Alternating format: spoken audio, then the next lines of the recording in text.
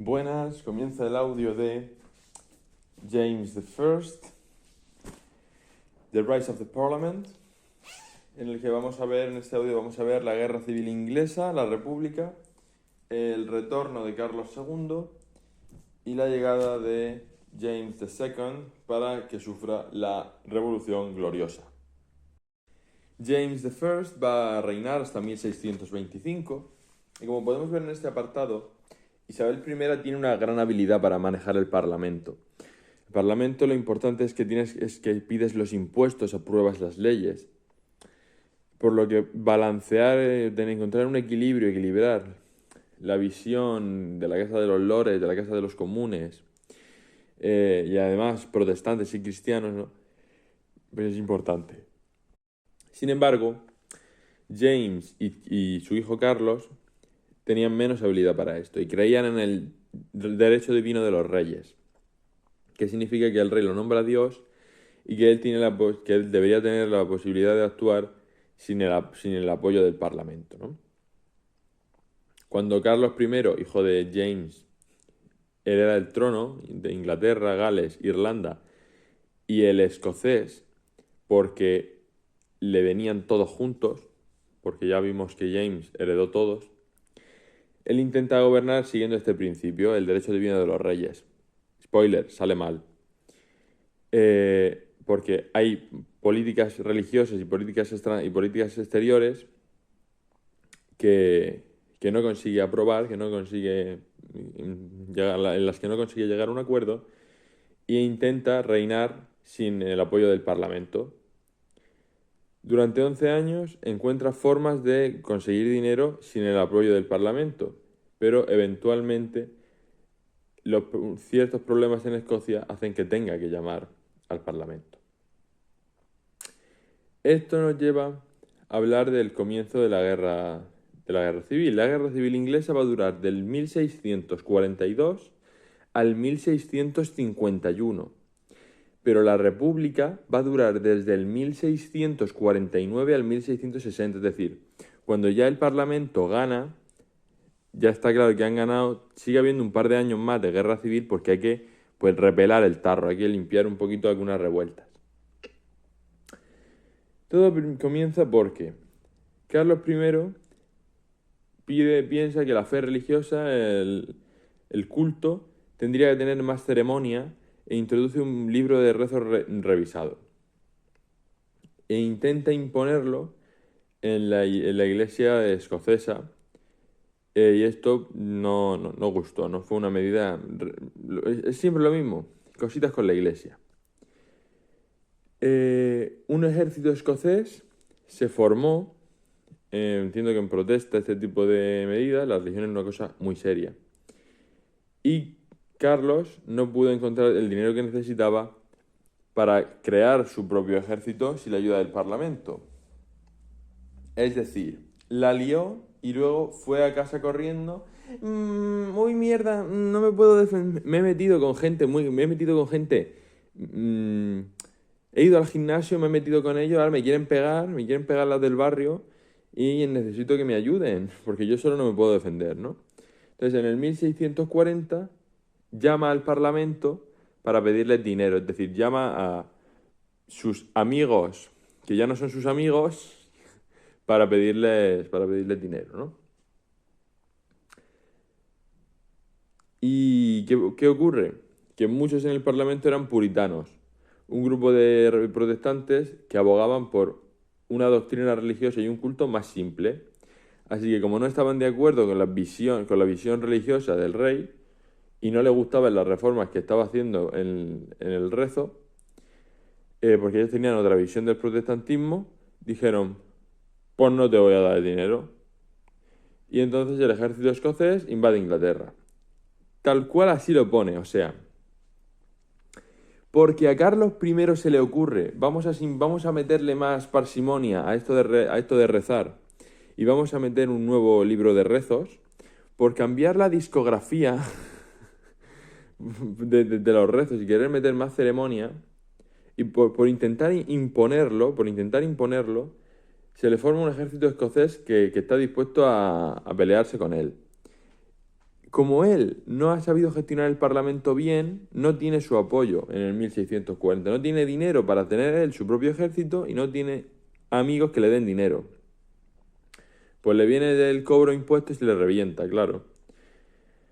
Llama al Parlamento para pedir fondos, pero como la gente del Parlamento no está de acuerdo con el cambio que él quería hacer, es como, no, te has metido en este lío por querer liarla, yo no estoy de acuerdo con lo que tú querías liar, pues ahora paga las consecuencias. Las consecuencias son que un ejército escocés invade Inglaterra. Al mismo tiempo, otra rebelión comienza en Irlanda, porque allí son Roman Catholics, como vimos. Y Gran Bretaña entera es protestante, pero Irlanda es católica. Y ahí tenían miedo del poder creciente de los puritanos, que eran protestantes, ¿no? El Parlamento toma su oportunidad de pedir el control del ejército inglés. Un cambio que le quitaría poder al rey para dárselo al Parlamento.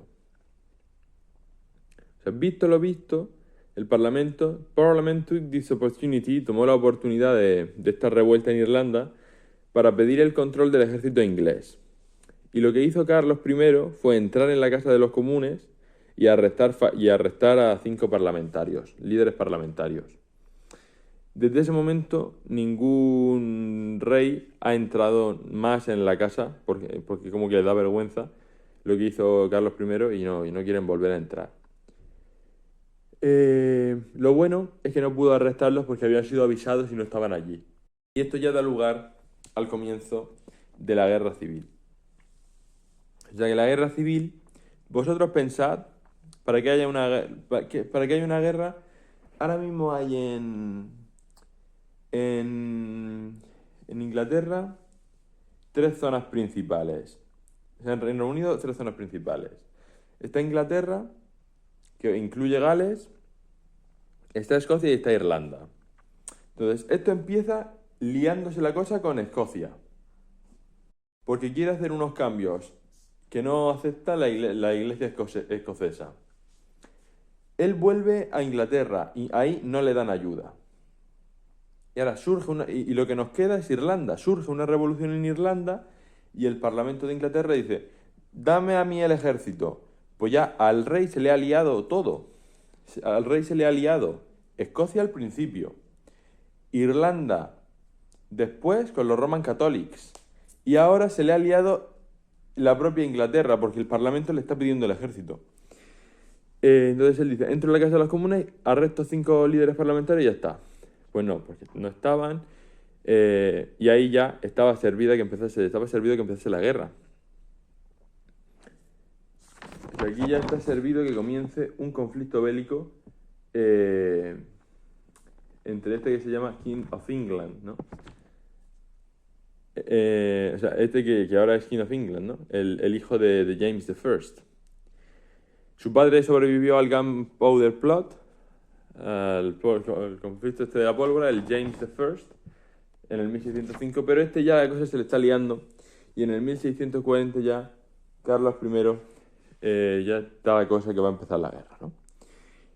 No hay manera ya de evitarlo, así que la guerra civil comienza en el 1642.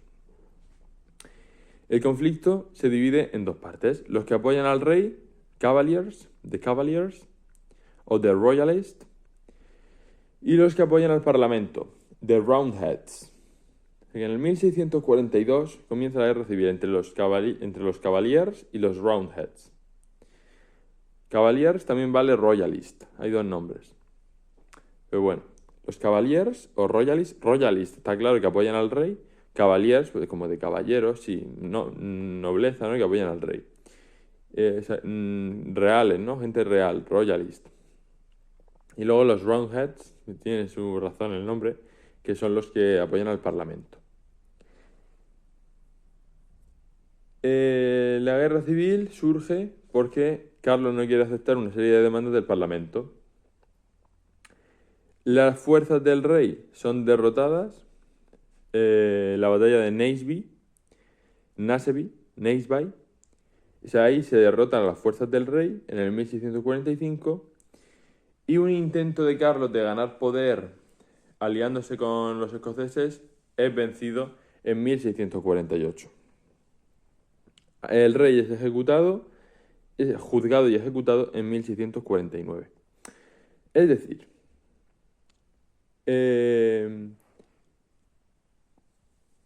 a Elizabeth I se le daba muy bien el Parlamento. A James menos. Y Charles ya es que caca. Quería gobernar solo. Gobernar solo. Él tomaba sus decisiones solo, liaba las cosas, la lió en Escocia y eso ya le trajo serios problemas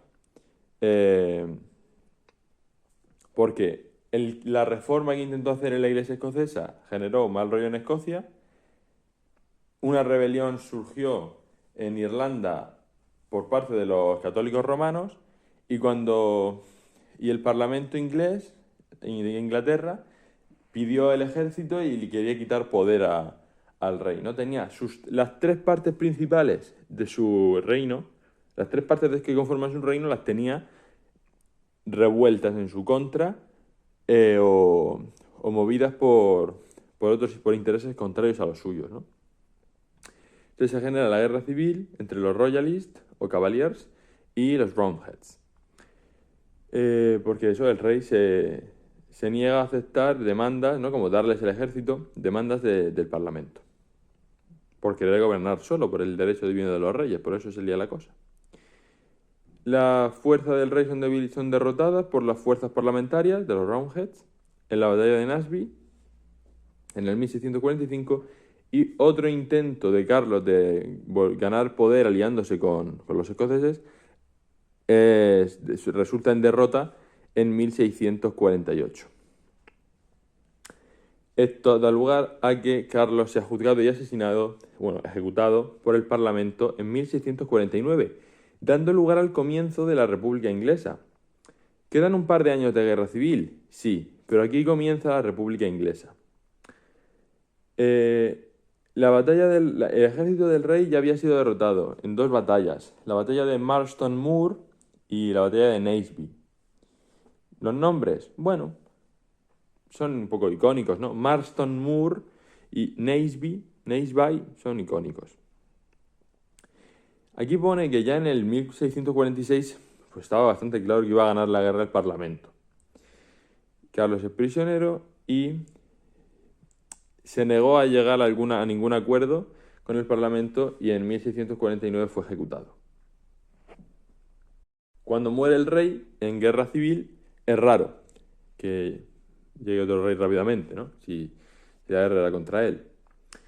Así Inglaterra se declara a sí misma una república y se llamó The Commonwealth, como la riqueza común, pero The Commonwealth, que esta es la pregunta del tipo test. Es una de las posibles preguntas. ¿Qué nombre recibe la República Inglesa? The Commonwealth. ¿Qué nombre recibe esta organización? ¿No era The Commonwealth, que representa todo el imperio inglés? Pues The Commonwealth. Ahí, representa dos cositas, creo.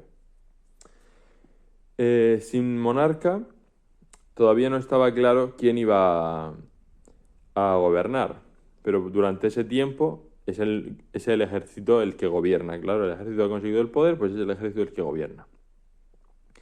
Uno de sus generales, Oliver Cromwell, lo mandan a Irlanda. Es decir, aquí quedan todavía que repelar el tarro de las batallas. Hemos vencido al ejército del rey en las batallas necesarias. Marston Moor, Naseby, luego cuando intenta aliarse con los escoceses, y ha sido ejecutado. Pero ahora Oliver Cromwell, mientras el ejército gobierna, Oliver Cromwell, que es un general, lo mandan a Irlanda a que elimine una revuelta que todavía continuaba porque quedaba allí un ejército royalista, un ejército real, un ejército que apoyaba a Carlos I, ¿no? Que estaba ya muerto. Cromwell tiene éxito en establecer la autoridad del Parlamento inglés, pero lo hizo con tanta violencia que aún hoy en día su figura es controversial en Irlanda, porque se ve que mató muchísima gente. Por otra parte, los escoceses no estaban de acuerdo con la ejecución de Carlos I y declararon a su hijo Carlos II rey. Fue coronado rey y llevó un ejército escocés a Inglaterra. Cromwell revienta a este ejército escocés en la batalla de Dunbar and Worcester, y Carlos se escapa de Worcester y se esconde en un árbol y luego se va a Europa. Y ahora ya el Parlamento tiene el control de Escocia, de Inglaterra, de Gales, y la revuelta que había en Irlanda se la han cargado también. Es decir, Cromwell, una vez que la guerra ya está, Cromwell vence en Irlanda. Yo me pongo el nombre, pongo una X y pongo los sitios donde ha ganado. Que la X es como dos espadas cruzadas, pero no voy a dibujar dos espadas cruzadas. No podría, en el mejor de mis sueños, no voy a poder en un esquema, ¿no? Vence en Irlanda y vence en Escocia. Y claro, bueno, cuando lo hace en Irlanda, lo hace de forma muy sangrienta, así que es recordado como una figura controversial, y cuando lo hace en Escocia, en la batalla de Dunbar y Worcester, Carlos II puede escapar, y no solo puede escapar, sino que we will see him again. En la vida volveremos a verle, volveremos a encontrarnos. La batalla de Worcester fue en 1651, que es ya cuando termina la guerra civil, ¿no? Ahí es ya cuando se le pone el punto final a la guerra civil, claro. Has ganado en Inglaterra porque has matado a Carlos I y has establecido el gobierno del ejército en ese territorio, en Inglaterra, que se ha declarado república. A los irlandeses que estaban revueltos, que todavía quedaba un ejército real, has mandado a Oliver Cromwell y él ha ganado. Y luego cuando vuelve, los escoceses todavía no han aceptado, no estaban de acuerdo con la muerte de Carlos I y declaran a su hijo Carlos II como rey. Lo coronan, hay una guerra contra el ejército escocés y Cromwell vuelve a ganar, en este caso a Escocia, en las batallas de Dunbar y Worcester. Carlos escapa y se va a Europa. Claro, ya después de esto, cuando ya se preguntan quién va a gobernar, pues dicen, joder, es que Oliver Cromwell, ha reventado a los irlandeses y también a los escoceses. Le toca a él. Se lo merece, ¿no? Se ha ganado su sitio en la organización, en la dirección de esta república, ¿no? Tiene sentido como el sol. ¿Quién si no? Sino el líder del ejército, el general del ejército vencedor, ¿no? Entonces le dan el título a Cromwell de Lord Protector, que se lo dan en 1651, ¿no? 1651, ya después de la batalla. Y lo hará hasta 1658. Después su hijo gobernará, pero no tenía tanta capacidad de gobierno. Y aunque después de la muerte de Oliver Cromwell en el 58, la República ya llevaba 11 años, cuando muere Oliver Cromwell ya no queda claro, aunque su hijo intenta sucederle, su hijo, el hijo de Oliver Cromwell, no es tan bueno, y eso da lugar a que no haya un líder claro, no haya un sistema de gobierno claro, y mucha gente se plantea, oye, mira, vamos a traer un rey que nos hace falta. Aquí lo pone en otro párrafo después. Oliver Cromwell was a English general and a statesman who was the leader of the victorious parliamentary forces in the English Civil War. As head of state, he instituted many Puritan reforms in the Church of England. He was bravely succeeded by his son Richard, who was forced into exile in 1659. Es decir, Oliver Cromwell, the best, chulísimo, un general de la guerra civil que da la victoria frente a Escocia y frente a Irlanda y frente a Escocia. Seguro que ayuda también a la de Inglaterra en un primer lugar. Se hace líder de la República, del Commonwealth, y da lugar a reformas puritanas, que al final era por esto por lo que se peleaban, porque los puritanos no aceptaban reformas en la Iglesia.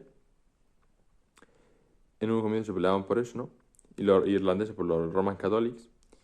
Y cuando Oliver Cromwell muere en el 1658, su hijo, Richard, no se le daba tan bien gobernar y la gente dijo, mira, vete a tomar por culo. Lo forzaron al exilio y esto da lugar a la vuelta, al retorno de la monarquía, la restitución de los reyes, ¿no? La restauración. Ricardo es forzado al exilio en 1659.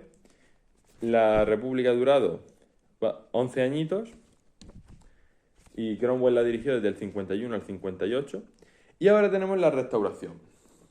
Hay un retrato de Carlos II que lo pintó Sir Peter Lely. Podrías preguntar el tipo de esto. El retrato de Sir Peter Lely de Carlos II. Y aquí viene la magia, lo que para mí es mágico de este momento. Si hacemos un poco de memoria, los escoceses en el 1651 trajeron de nuevo a Carlos y lo nombraron rey, a Carlos II. Pero luego, en el 51, lo echan a patadas, lo fuerzan al exilio y él tiene que huir para no morir. Para no morir, él tiene que escapar, ¿vale? Y entonces llega Cromwell, gobierna desde el 51 al 58 y luego ya lo que acabo de comentar de su hijo Ricardo, para que en el 1660 surja la restauración. Imaginaos que sois Carlos II. ¿No es esto como volver con tu ex? ¿No es esto volver a ese trabajo a la empresa en la que te echaron? Pues yo creo que un poquito sí. Porque en 1660 el Parlamento invita a Carlos II a volver del exilio en los Países Bajos y lo nombran rey Carlos II de Inglaterra, Gales, Escocia y de Irlanda. De Inglaterra, Gales, Irlanda y también de Escocia porque le venía, ¿no? Carlos II dejó claro que no tenía ganas de viajar más, que no podía hacer lo que le diese la gana, que tenía que llegar a un acuerdo con el Parlamento y generalmente el Parlamento apoyó sus políticas. Él había sentado la cabeza, ahora era más adulto y ya tenía la cabeza. No quería... Es que claro, su padre y su abuelo, James I y Charles I, ¿no? Su abuelo y su padre, habían gobernado con el derecho divino de los reyes. Y a su padre le había ido un poquito mal. El Parlamento, ese mismo que ahora le ha llamado, mató a su padre en el 1649, lo juzgó y lo ejecutó en el 1649. Entonces digamos que ahora Carlos II, protestante también, claro, ya dice, mira, me apetece, ¿no? Me apetece escuchar lo que tiene que decir el Parlamento y le voy a dar como respeto y todo. La Iglesia de Inglaterra se establece de nuevo como la oficial.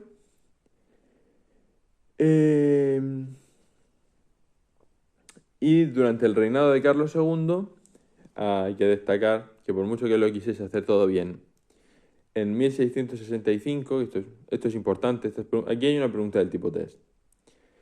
Carlos II vuelve cuando lo llama el Parlamento y él dice, pues mira, sí, venga. Me ha salido plaza, es como si te sale plaza de funcionario, me ha salido plaza aquí de rey, pues voy y me quedo. Mataron a mi padre, me da igual. 1660 vuelve Carlos II, afirma que ahora ya está con la cabeza sentada, que no va a repetir los errores de su padre.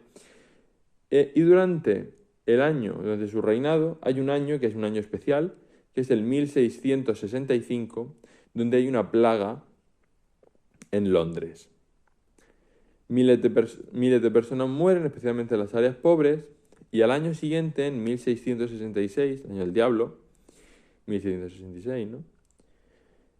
Un gran incendio, Great Fire, destruyó una gran parte de la ciudad de Londres, incluida la ciudad de Londres, una gran plaga en Londres en el 1665, donde mueren miles de personas, y el año siguiente, en el 1666, hay un incendio Un incendio que destruye gran parte de la ciudad, incluidas muchas iglesias y la Catedral de San Pablo, Saint Paul's Cathedral. Londres después, claro, tiene que ser reconstruida con una nueva Catedral de San Pablo, que fue diseñada por un famoso arquitecto, Sir Christopher Wren. Y luego hay un señor que se llama Samuel Pepys, que escribió acerca de este evento en un diario que luego se publicó y que aún he leído hoy en día, claro. Si Londres se quema, si en Londres hay una plaga y muere un montón de gente en el 1665, y un año después, en el 1666, se quema todo, y se destruyen iglesias, se destruyen catedrales, y se destruye la Catedral de San Pablo, y hay que reconstruir Londres y la Catedral de San Pablo, y la diseña Christopher Wren, pues tú haces un diario y luego lo vendes, ¿no? O sea, tú haces un diario y luego en el futuro se publica, se encuentra y se lee.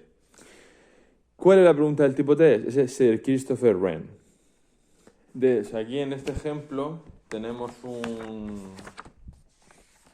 un caso de pregunta por aquí. Aquí. Following the fire of London, 1666, someone was responsible for the design of the new cathedral institution and many of the city's churches. Other works include the Royal Observatory at Greenwich and a partial rebuilding of Hampton Court. Claramente, pues las opciones que hay, la opción correcta es que Sir Christopher Wren construye o diseña crea el diseño de la Catedral de San Pablo. Christopher Wren, Sir Christopher Wren. Por otra parte, otra de las preguntas del tipo test que puede salir sobre Carlos II es que este estaba interesado en las ciencias y durante su reinado se formó la Royal Society, que es súper importante. Estuvo Isaac Newton. Era como que eras máquina, básicamente, ¿no? Dicho así en términos un poco millennial. Y es la sociedad científica más vieja, más antigua del mundo. Y entre sus miembros estaba Sir Edmund Halley, el del cometa Halley, ¿no? El hombre, el astrónomo, sí. Astronomía, sí.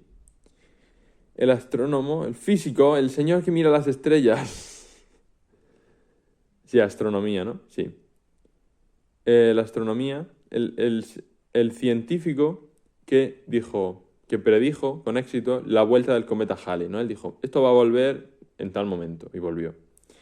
Sir Edmund Halley, el del cometa Halley, o sea, mirad el apellido, no os confundáis, ¿vale? Porque la pregunta que pone la profe en el tipo test sobre quién construyó la Catedral de San Pablo te la quiere liar con el Edmund Halley. No, Sir Edmund Halley es el del cometa Halley, y ya. De la Royal Society, el del cometa Halley, y ya. Y luego está Sir Christopher Wren, que es el arquitecto que construye la Catedral de San Pablo, ¿vale? Y muchas más iglesias de Londres, de la Londres reconstruida después del gran incendio de Londres. Y luego tenemos a Isaac Newton. Creo que lo conocemos. Cualquier alumno de letras debería sonarle Isaac Newton, ¿no? El que le cae una manzana y piensa que la masa atrae a la masa y deduce la ley de la gravedad. No la inventa, la deduce, o sea, la descubre, ¿no? Y ahí está, pues eso. Sí, Christopher Wren, que es una pregunta sobre quién construye la Catedral de San Pablo, Sir Christopher Wren. Y luego la otra pregunta es, ¿durante el reinado de qué rey surge la Sociedad Real, la Royal Society? ¿O quién es miembro? ¿O cuál es la sociedad científica más antigua y quiénes formaron parte de ella? Y que tú tengas que hablar de Halley y de Newton. De Halley y de Newton, ¿no? De la Royal Society. A ver, continuemos. Muere Carlos I. O sea, muere Carlos II. Porque le toca, porque la gente se muere. Y muere sin dejar hijos. Es que si eres rey, tío, solo tienes dos cosas que hacer. Reinar y tener hijos, para que reinen luego. O sea, es que no es tan difícil. Esto es broma todo, ¿no? Pero Carlos II muere y no tiene hijos. Por lo que el trono pasa a su hermano James, que será James II. A Catholic King, es decir, desde María I de Inglaterra no habíamos tenido un rey católico. A ver, desde hace 100 años, desde hace 100 cuántos. Desde hace 100 años no habíamos tenido, 130 años no habíamos tenido un rey católico. María I de Inglaterra, católica. Y después de ella, Isabel I es protestante, James I es protestante, María Stuart por el otro lado era católica. María Stuart era católica, pero rey de Inglaterra desde María I, ¿no? De Inglaterra. O sea, llevamos unos añitos y ya, porque claro, James I era protestante, Carlos I protestante, Carlos II protestante y ahora llegamos a James II, el hermano de Carlos II, el hermano de Carlos II, James II, que es cristiano, que es católico, perdón, que es católico romano. Porque los protestantes entiendo que cristianismo protestante, ¿no? Son católicos, Roman Catholic. Se vuelve entonces James II of England, Wales and Ireland y King James VII of Scotland, porque si nos acordamos, cuando María Stuart, un tiempo antes, abdica en su hijo James, se convierte en James VI de Escocia. Pues ahora que este es James, el siguiente James, pues es James II de Inglaterra. Cuando Isabela abdicó en James I, ¿no? Era el the First of England, pues ahora este es el segundo de Inglaterra y el séptimo de Escocia. Va a reinar 3 añitos, ¡ole! Pero, claro, cuando un rey reina poco, es que alguien le ha hecho algo. Con frecuencia es que alguien le ha hecho algo y se lo han cargado, ¿no? A menos que, pues, haya otras condiciones. A veces, es que claro, a veces si eres el hermano y tal, pues eres un hombre viejo y te mueres pronto.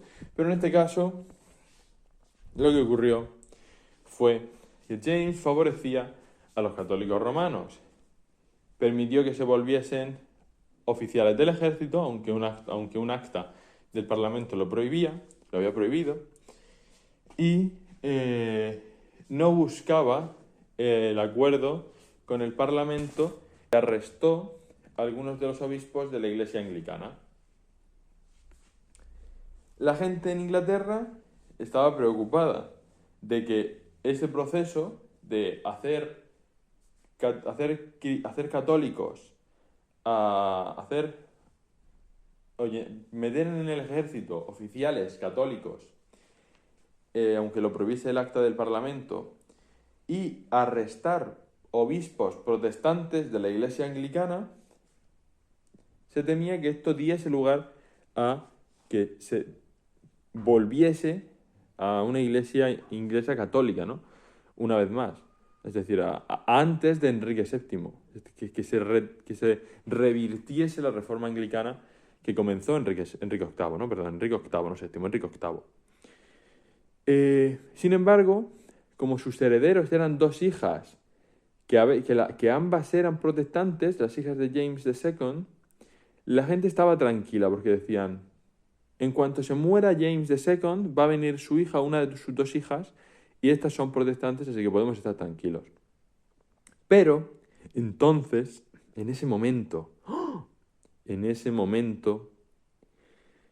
James tuvo un hijo. ¡Oh! ¡Dios mío! ¡Saben a los niños! Y ahora, en ese momento ya la gente se asusta, la gente tiene miedo de que James eduque a su hijo en el protestantismo, o sea, en el catolicismo romano, lo haga, su hijo sea católico y como su hijo va a tener preferencia seguro a heredar el trono, pues se líe por ahí la cosa, ¿no? La mujer de James tiene un hijo y de repente la gente ya no estaba tan segura de eso de que el próximo rey fuese a ser protestante. Y eso da lugar a que la hija mayor de James, que se llama María, que estaba casada con su primo Guillermo Naranja, William of Orange, que era el líder protestante de las Netherlands, ¿no? De los Países Bajos. Las Netherlands son un territorio importante, claro, porque está cerquita. Entonces, pues por eso lo hemos nombrado en algunas ocasiones, ¿no? En 1688, los protestantes ingleses le piden a Guillermo, le piden al yerno de James, ¿no? El marido de su hija, William of Orange, que a su vez es el primo de María, o sea que sería hijo de... A ver, ahora lo voy a mirar en el esquema, pero es el hijo de un familiar de James, ¿no? Pues le piden a este señor, a William of Orange, que haga algo. En plan, tío, que aquí se nos está liando la cosa y aquí alguien tiene que meter baza porque va a venir otro rey católico y esto ya no lo aguantamos más. Veamos. Aquí. Carlos I tuvo tres descendientes. Carlos II, ¿no? que gobierna desde 1660 hasta 1685, cuando muere. Entonces el trono pasa a James II, que reina desde el 1685 al 1688, que es el hermano de Carlos, ¿no? Pero estos dos tienen una hermana que se llama María,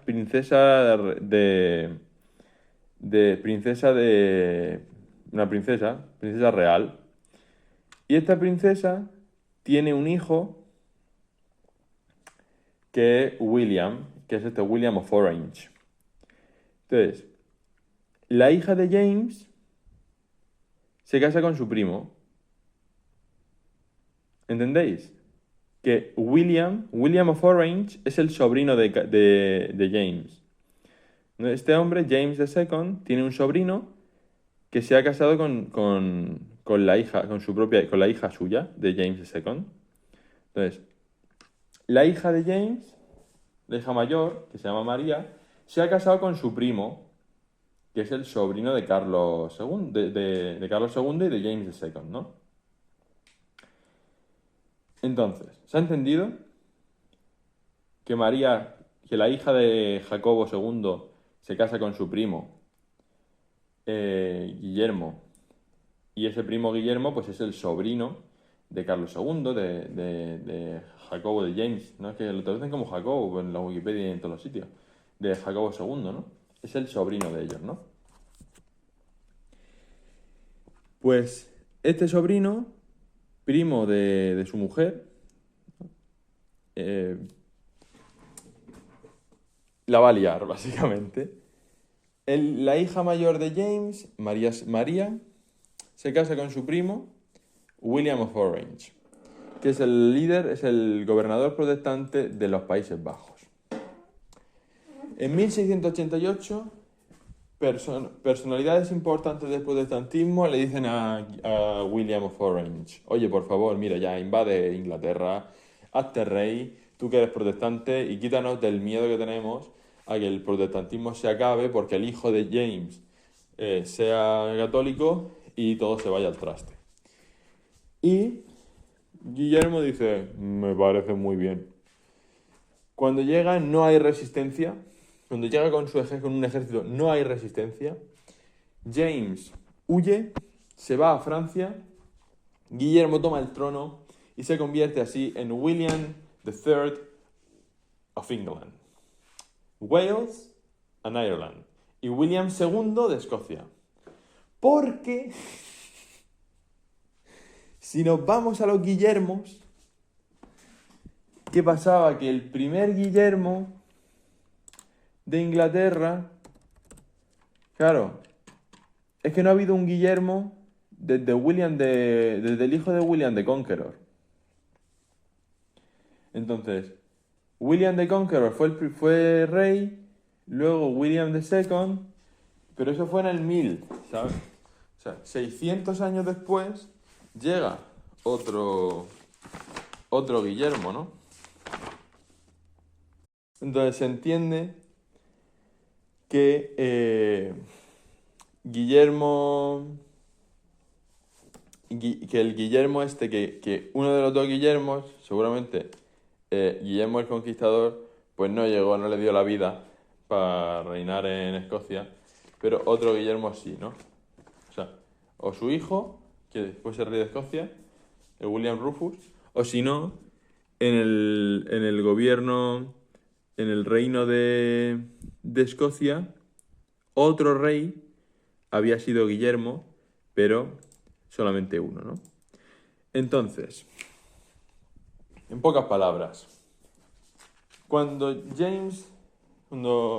Jaime II, ¿no? Cuando James II llega a reinar, saltan las alarmas porque es un rey católico que tiene dos hijas, pero sus hijas son protestantes, por lo que el pueblo está tranquilo.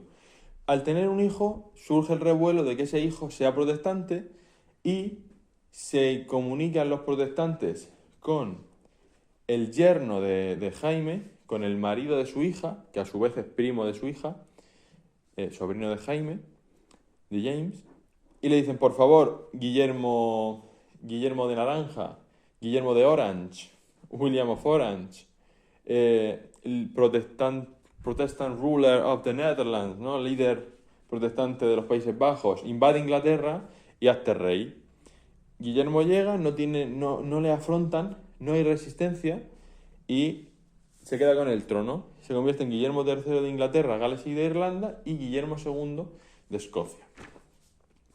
Pero aquí ya llevan bastantes años desde Jaime I, desde James I, cuando María Estuardo y Elizabeth I abdican las dos en el mismo hombre, ya llevan varios años el trono de Escocia y el de Inglaterra la misma persona, ¿no?